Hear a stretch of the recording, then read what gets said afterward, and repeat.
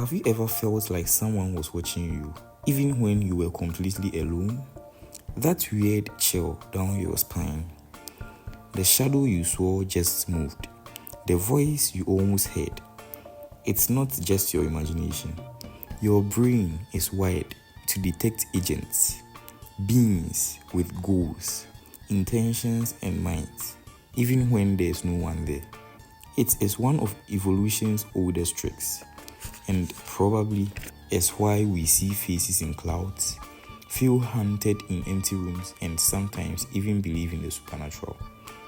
But why did our ancestors evolve this hyperactive agency detection? And how is it still shaping how we think, pray, fear, and act? Stick around, because in the next few minutes, we are diving deep into one of the most fascinating quirks of the human mind.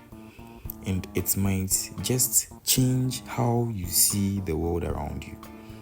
This trait of agency detection is thought to be an evolutionary adaptation shaped for natural selection due to some reasons. So our ancestors about 15,000 years ago were predominantly hunters and foragers who wandered in the woods. They hunted game for food, but were sometimes hunted by other wild animals. This made them to develop sharp instincts because their lives depended on them. If a hunter-gatherer from 15,000 years ago were passing through a bush and heard a noise, it would be better to assume it was a predator and run than to assume the opposite. If he was wrong, it wouldn't really be a loss to him for running and wasting some energy. However, being right would actually save his life.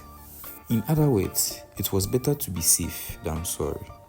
Humans who adapted this trait were more likely to survive and pass on their genes to the next generation.